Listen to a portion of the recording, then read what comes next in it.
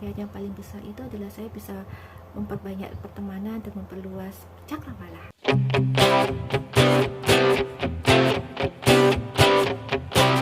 Halo, apa kabar teman Ketapels dan Kompassioner?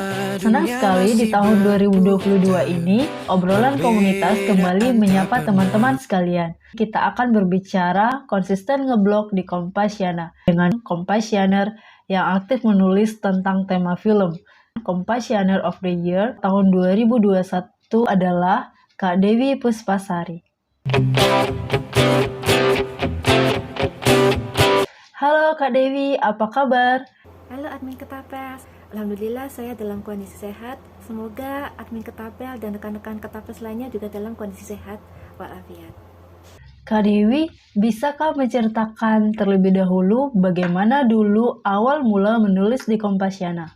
Saya mulai gabung dengan Kompasiana tahun 2010, tapi baru kemudian tertarik untuk menulis pada tahun 2013. Kalau sebelum-sebelumnya sih saya lebih banyak menulis di blog pribadi. Nggak tahu kenapa tiba-tiba aja kemudian tertarik untuk menulis di Kompasiana. Kalau saya baca-baca artikel Kak Dewi di Kompasiana kebanyakan menulis tentang film. Bagaimana dulu Kak Dewi menentukan dan memutuskan akhirnya menulis di film? Tulisan saya sebenarnya gaduh-gaduh sih. Tapi sejak tahun 2016 kali ya, itu saya memang lebih sering menulis tentang artikel-artikel berkaitan dengan film, baik tentang ulasan film ataupun artikel-artikel lainnya yang masih berkaitan dengan film. Seru sih memang nulis tentang film. Apalagi saya juga dari dulu suka nonton sih, apalagi film-film anime atau film-film yang tentang fantasi, itu dari dulu memang suka. Jadinya kalau untuk nulis tentang film itu ya tidak ada beban karena memang suka.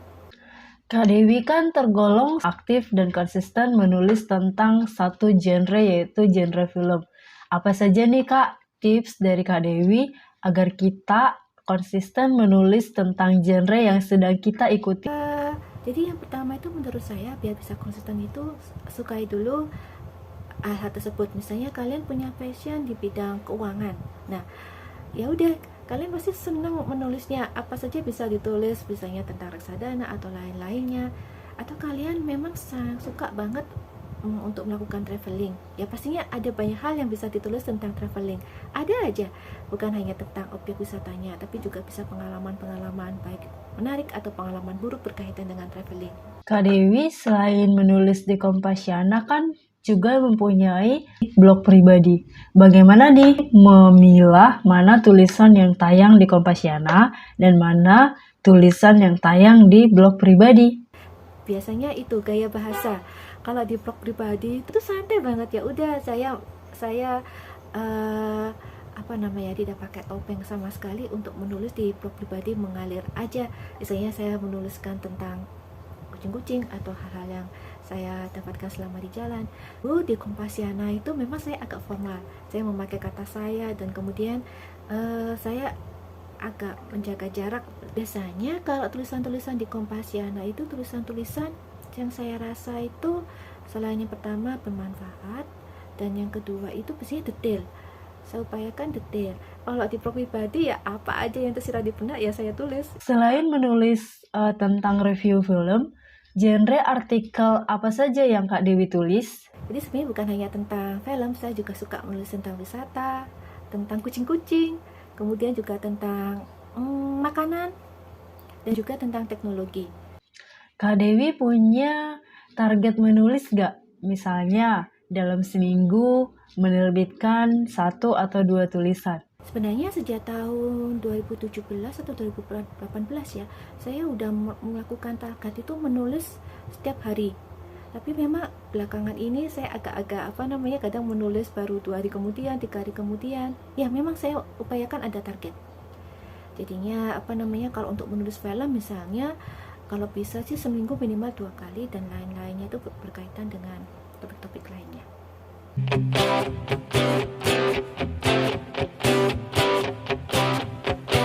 Salah satu hambatan yang sering kali kita temui pada saat menulis adalah tidak adanya ide.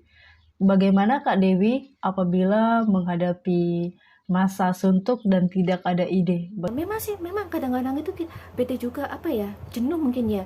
Jenuh kalau kita hanya menulis tentang ulasan film aja. Oleh karena itu, saya biasanya juga menulis hal yang lain tentang film, misalnya tentang sosoknya, sosok artis atau sinias film lainnya, atau juga bisa berkaitan dengan pendapatannya.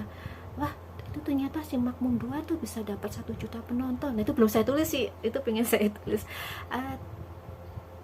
Kalau lagi suntuk banget, saya lagi males banget menulis tentang film, ya udah tulis aja kegiatan sehari-hari tentang kucing-kucing. Itu banyak sekali inspirasinya jika kita melihat tentang kucing, tentang makanan dan lain-lain sebagainya.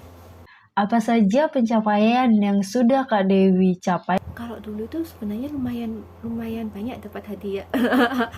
Ya itu menyenangkan sih, kita menulis iseng-iseng ikut lomba dan kemudian dapat hadiah, itu menyenangkan. Walaupun kadang hadiahnya itu dikirimnya kapan, sampai kadang kita udah lupa, oh iya ini hadiah ini ya, itu menyenangkan. Pencapaian berikutnya itu dapat 2 kali nominasi di kategori di best spesifik ya, berkaitan dengan film. Dan kemudian tahun kemarin dapat Compassionate of the Year ya, iya Compassionate of the Year. Dari Compassionate, pencapaian yang paling besar itu adalah saya bisa memperbanyak pertemanan dan memperluas cakrawala. Cerita dong, bagaimana akhirnya Kak Dewi sampai terpilih menjadi Compassionate of the Year tahun 2021 lalu? Saya nggak tahu itu jawabannya apa ya, itu nanti mungkin ditanya aja langsung ke admin Kompasiana. Tapi kalau kita melihat sekilas beberapa teman-teman yang mendapatkan Compassionate of the Year, misalnya Pak Agung Han, kemudian Mbak Gaganawati, mereka ini orang-orang yang emang rajin menulis di Kompasiana, kemudian sering mengikuti acara-acara yang diadakan oleh Kompasiana, juga biasanya aktif di komunitas. Itu sih mungkin ya, saya juga kurang tahu ya formulanya ya, tapi teman-teman coba saja kira-kira konsisten saja menulis di Kompasiana, kemudian rajin mengikuti acara-acara Kompasiana, kemudian juga aktif terlibat di komunitas. Coba aja deh, saya juga belum tahu sih apakah itu benar formulanya seperti itu atau bukan. Apa saja pesan-pesan untuk Compassioner atau teman Ketapels lainnya tentang konsisten menulis? Jadikan ajak menulis sebagai, jangan jadikan beban, kan kemudian cari atau temukan alasan kalian menulis itu. Dan kemudian yang kedua, coba kalian pilih tema-tema yang memang kalian sukai. Karena ketika kita menyukai tema-tema tersebut, biasanya itu kita bisa mendapatkan banyak inspirasi dari tema tersebut dan kita bisa menulisnya dengan tanpa beban. Misalnya kalau saya memang suka menyukai film, jadi ketika saya menulis film, ya udah rasanya ya santai aja, bisa menuliskan dari sisi apa aja. Ketiga itu konsisten mungkin menemukan waktu terbaik kalian untuk menulis. Ada tipe-tipe orang itu yang bisa menulis kapan saja. Mungkin saya itu tipe-tipe orang yang seperti itu ya, jadi ada waktu, tiba-tiba ada terbesit ide, ya udah langsung ditulis.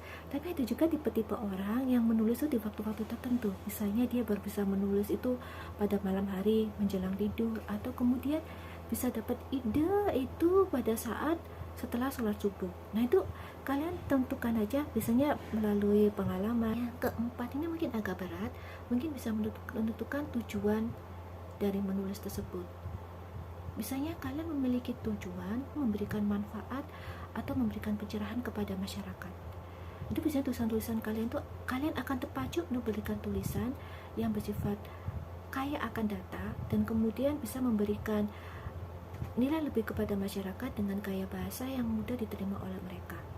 Atau kalian punya tujuan untuk membuat buku dari tulisan-tulisan yang kalian tulis di Kompasiana. Nah, itu biasanya kalau kita memiliki tujuan menulis, itu biasanya kita akan lebih terpacu untuk memberikan yang terbaik di tulisan-tulisan kita. Saya rasa sudah cukup obrolan kita kali ini. Terima kasih Kak Dewi atas waktu yang diberikan dan semoga tetap semangat dan sehat selalu. Terima kasih juga buat teman-teman Ketapels. Semoga kita selalu sehat walafiat dan kita bisa suatu ketika bisa bertemu lagi di acara Darat Kompasiana. Sampai jumpa. Demikian Compassioner dan teman Ketapels, semoga menginspirasi dan bermanfaat ya. Dan terima kasih sudah mengikuti obrolan komunitas. Sampai jumpa.